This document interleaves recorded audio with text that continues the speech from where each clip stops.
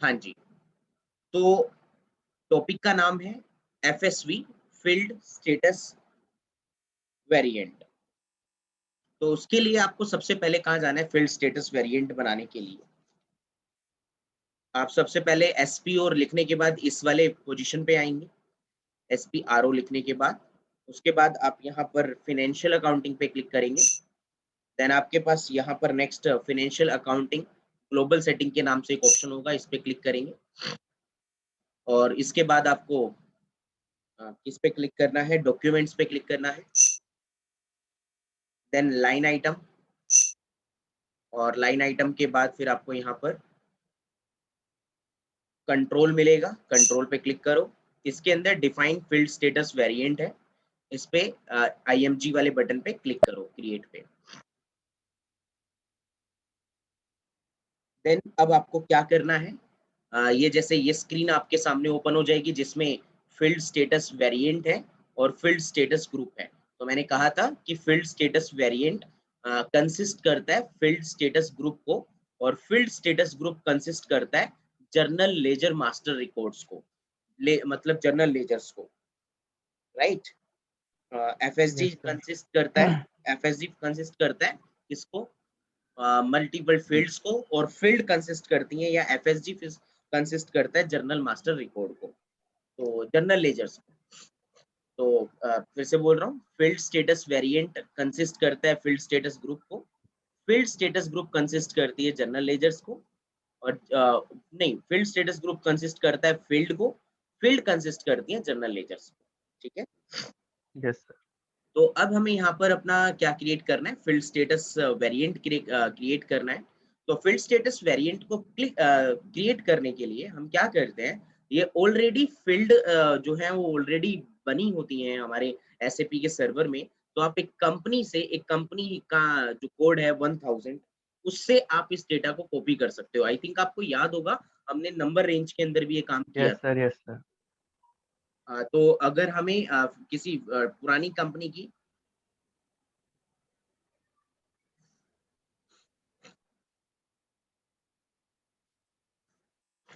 तो पुरानी कंपनी की यहाँ पर जो भी फील्ड बनी होंगी, वो सारी हमको अपनी इस कंपनी में कॉपी करनी है। तो उसके लिए आपको क्या करना पड़ेगा, आपको यहाँ पर नीचे पोजीशन पे क्लिक करना है। पोजीशन पे क्लिक करते ही यहाँ पर पूछेगा कि आप अपनी उसका क्या नाम रखना, मतलब यहाँ पर अपनी कंपनी का जो भी वो है, क्या कहते हैं उसे, कोड है, वो आप यहाँ पर मेंशन करोगे। तो मैंने आरजीओ मेंशन कर दिया और एंटर किया इसको। तो आरजीओ मेंशन करते ही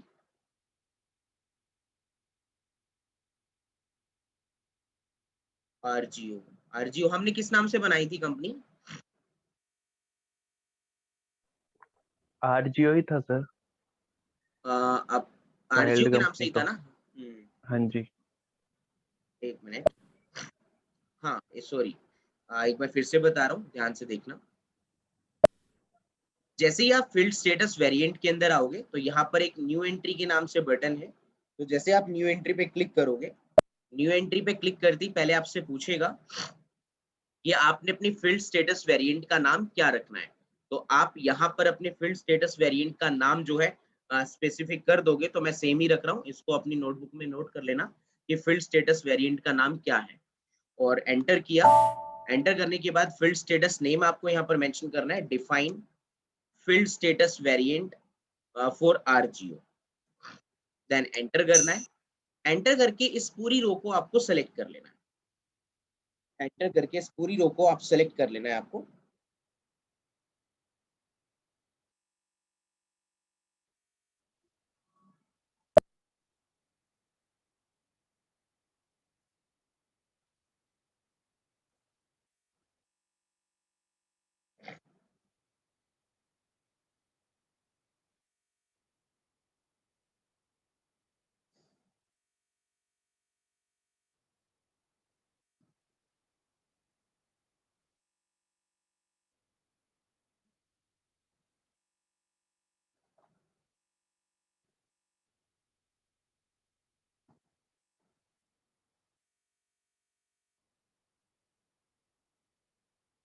कुछ तो गड़बड़ हो रही है।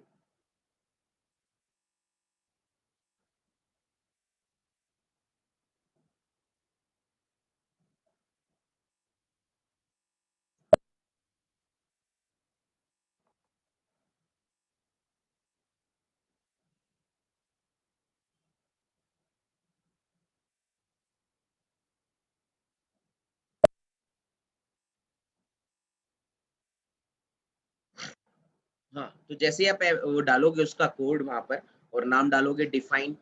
डिफाइन अपना क्या किया था आपने, फील्ड स्टेटस वेरिएंट।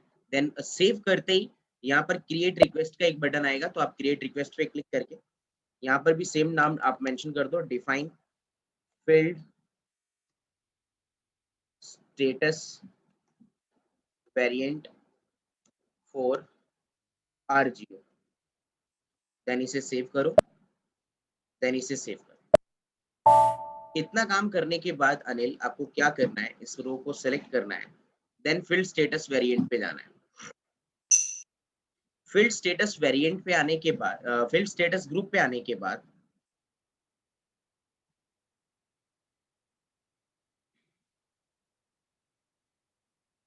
यहाँ पर एक बटन रहेगा कॉपी एस के नाम से, इस पे क्लिक करना है।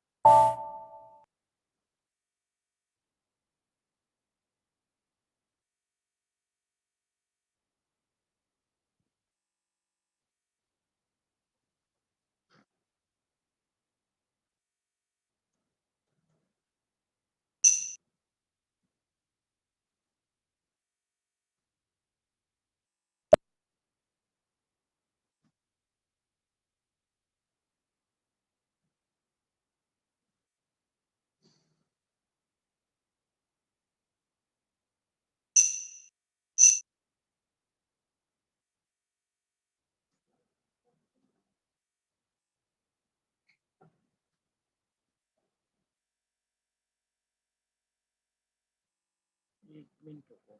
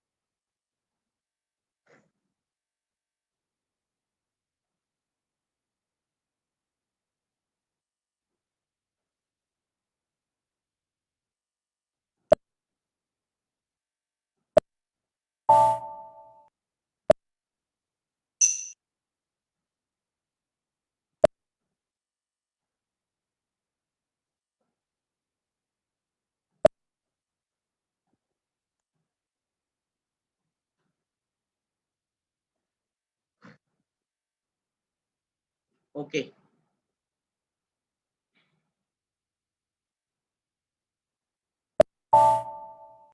देखिए भाई, एक बार स्टार्टिंग से बता रहा हूं मैं, ये चीजें आपको ध्यान से समझना। देखिए अनिल, सबसे पहले क्या करना है आपको, जैसे ही डिफाइन फील्ड स्टेटस वेरिएंट पे क्लिक करोगे तो आपको सबसे पहले यहाँ पर पोजीशन पे जाना है। यहाँ पर जिस कंपनी का डेटा आप कॉपी करना चाहते हो उस कंपनी का कोड लिखना है, देन एंटर करना है।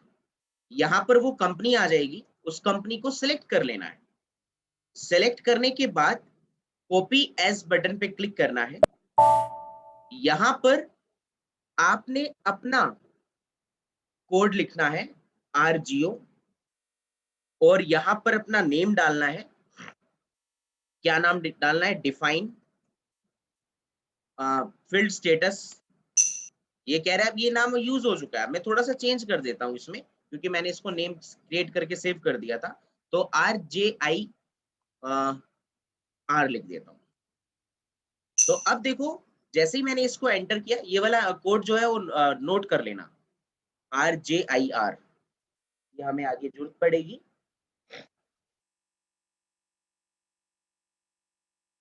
देन इस कॉपी ऑल बटन पे क्लिक करूं।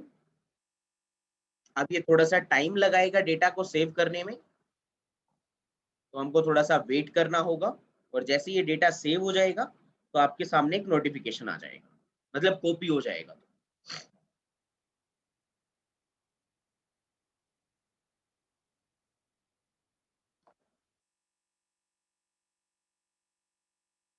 अब ये देखो, number of dependent entries copied, मतलब 50 टोटल ऐसी फील्ड है जो आपकी 1000 कंपनी से RGO वाले डेटा में कॉपी हो गई है। देन इसे सेव कर दो। अभी RGO से हमने इसको कनेक्ट नहीं किया है, ये चीज ध्यान रखना। अभी सिर्फ हमने RJIR के नाम से सिर्फ एक वेरिएंट क्रिएट किया है, जिसमें मल्टीपल फील्ड ग्रुप हमने कॉपी कर लिए। तो मैंने क्या किया, पहले FSTV बनाया, मतलब RJIR के नाम से, उसका नाम लिखा define field status variant for RGO। और उसके बाद हमने क्या किया कि डेटा कॉपी किया। डेटा कॉपी करने के बाद वो सारी field automatically field status group के अंदर स्टोर हो गई। अब मैं अगर इस पूरी लाइन को सेलेक्ट करके फील्ड स्टेटस ग्रुप के ऊपर डबल क्लिक करता हूं, तो देखोगे यहाँ पर सारी फील्ड ऑटोमेटिकली आ गई हैं। यहाँ पर पहले कुछ भी नहीं नजर आ रहा था जब मैं यहाँ जा रहा था। अब मैंने डेटा इसके अंदर कॉपी कर दिया, तो आपको दिखा रहा है कि फील्ड स्टेटस वेरिएंट कंसिस्ट करता है फील्ड स्टेटस ग्रुप को। फील्ड स्टेटस ग्रुप कंसिस्ट करती है फील्ड को। मल्टीपल फील्ड कंसिस्ट करते हैं जर्नल लेजर्स को। वोटेड अनिल, यहाँ तक समझ में आ गया आपको? Yes sir. देन इसको सेव करना जरूरी है। इसको सेव बटन से क्लिक कर दो, क्रिएट रिक्वेस्ट करो। यहाँ पर जो भी लिखना है, define field status variant for RGO मैंने यहाँ पर मेंशन कर दिया, और इसको सेव कर दिया एंटर करके। देन अगेन एंटर कर दिया, तो अब ये डेटा सेव हो गया। अब क्या करेंगे हम, ध्यान से समझना।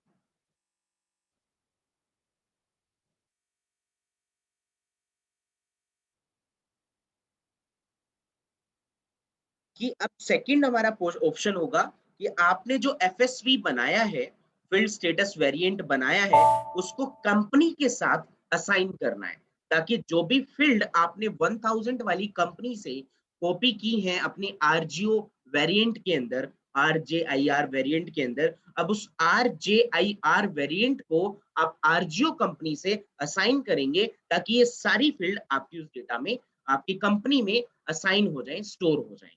तो अब वो कैसे करना है, आप इसे बैक करिए। ये डेटा सेव हो गया, नीचे लिखा हुआ आ गया, इसे बैक कर दो आप। और बैक करने के बाद इसे भी बैक करो।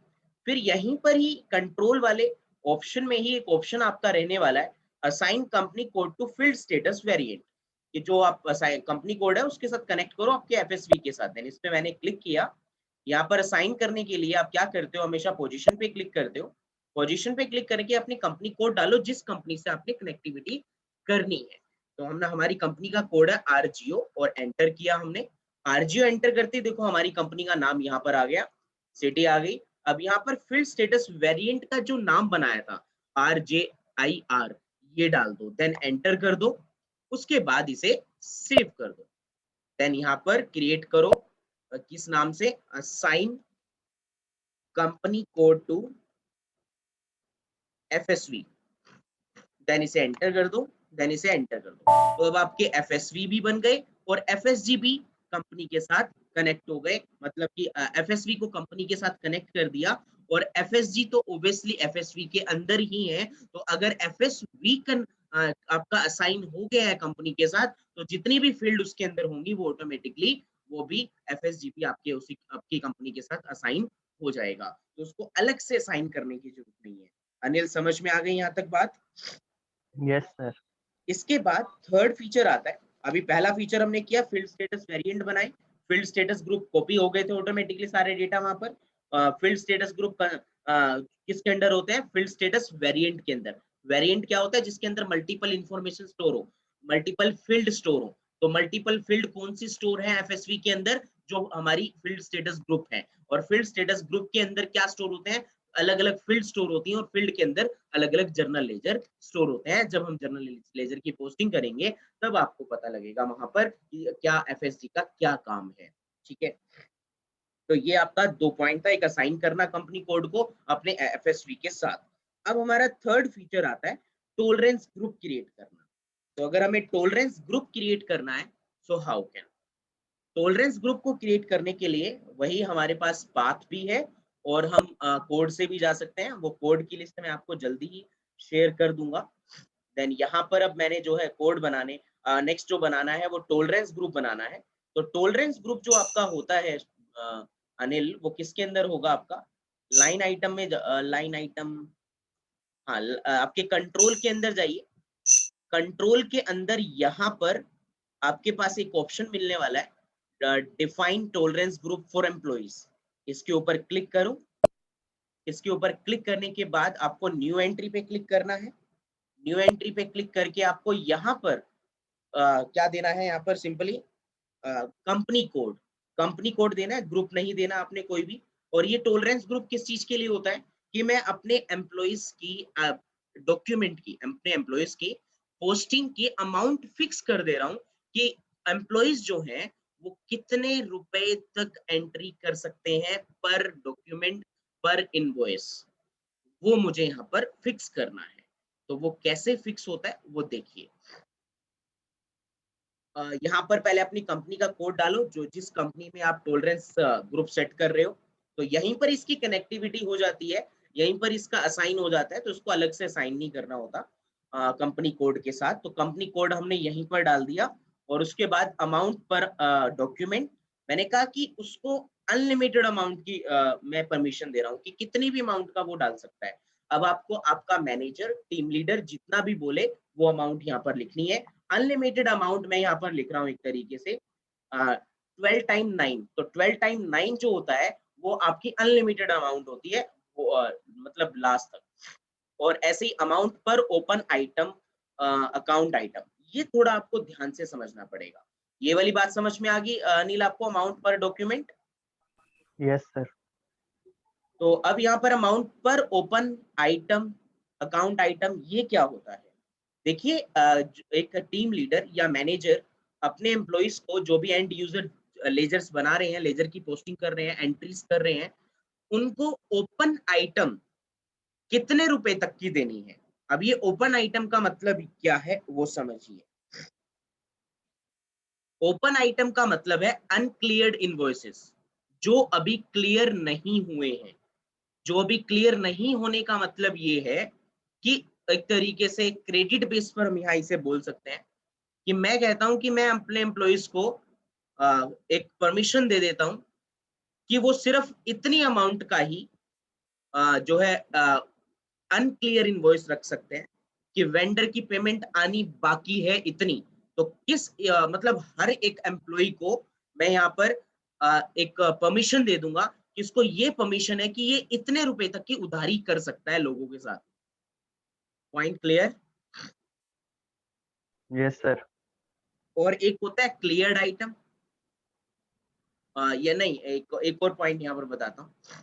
ओपन आइटम का एक और पॉइंट बताता हूँ। एक तो क्रेडिट बेस वाला हो गया, दूसरा पॉइंट हो गया क्लियर इनवॉइसेस का, अनक्लियर्ड इनवॉइसेस का। अनक्लियर्ड इनवॉइसेस मतलब आपने अभी अपने डॉक्यूमेंट को फाइनल नहीं किया है कि उसे सेव होना है या नहीं होना। मतलब कि आपने एंट्री तो डाल दी, आपने सेव भी कर दी, क्या उसे अकाउंट में रिफ्लेक्ट करवाना है या नहीं करवाना अभी, तो वो भी एक ओपन आइटम आपकी कहलाती है। कि आप यहाँ पर क्या नाम है, ओपन आइटम का कंसेप्ट जो है वो यही है कि आपने अनक्लियर्ड इनवॉइसेस कितने रुपए तक के रखने हैं, तो जो आपको टीम लीडर बोलता है वो आपको यहाँ पर मेंशन करना होता है। फिर उसके बाद कैश डिस्काउंट पर लाइन आइटम, इसका मीनिंग क्या है? कैश डिस्काउंट पर लाइन आइटम का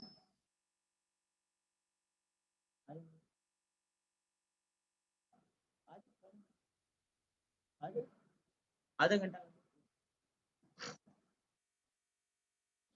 कैश डिस्काउंट पर लाइन आइटम, यहां मैं एक एग्जांपल के साथ आपको ये पॉइंट समझाता हूं।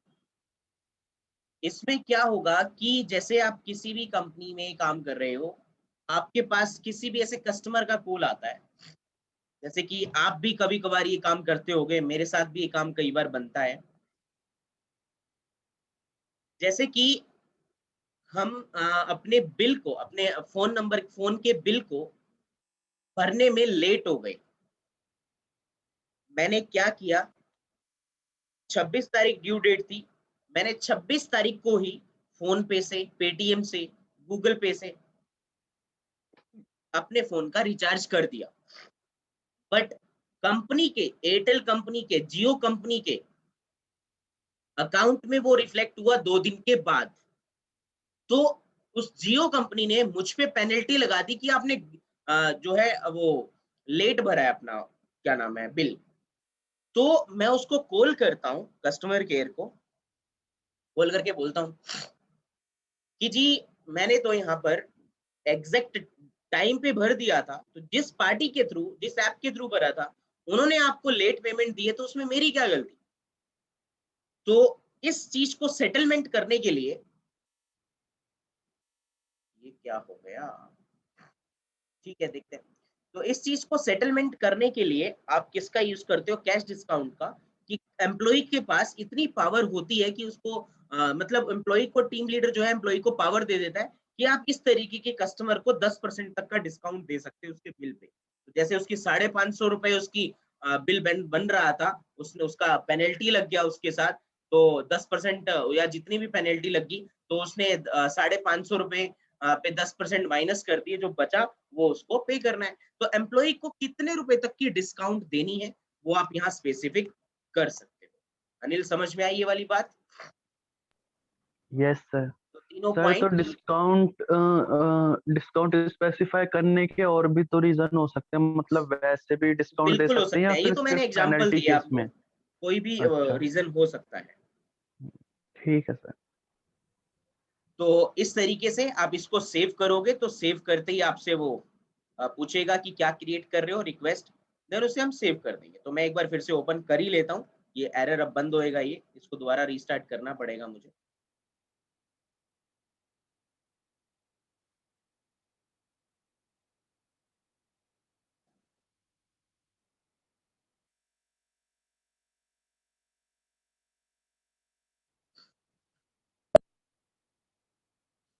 और इसका जो डायरेक्ट वे होता है जाने का, वो क्या होता है, टॉलरेंस ग्रुप पे अगर आपने डायरेक्ट जाना है, OBA4।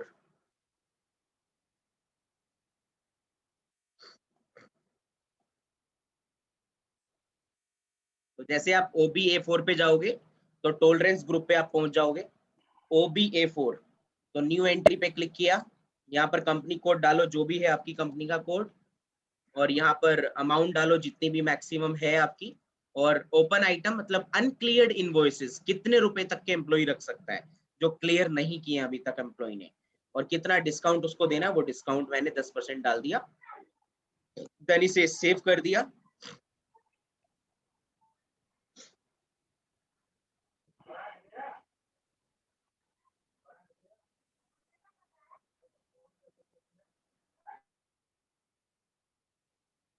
यहाँ पर आप इसे सेव कर दीजिए ऊपर से, एंड सेव करते रिक्वेस्ट क्रिएट कर लो कि क्या क्रिएट किया आपने।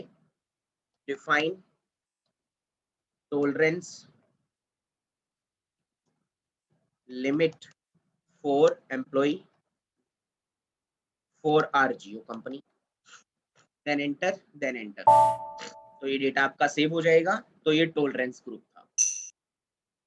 तो ये आपके 3 टॉपिक आपके बचे हुए थे सेकंड चैप्टर के, जो कि कंप्लीट हो गए। इसके अलावा और कोई अगर इसमें से डाउट है तो आप मुझसे पूछ लो। No sir.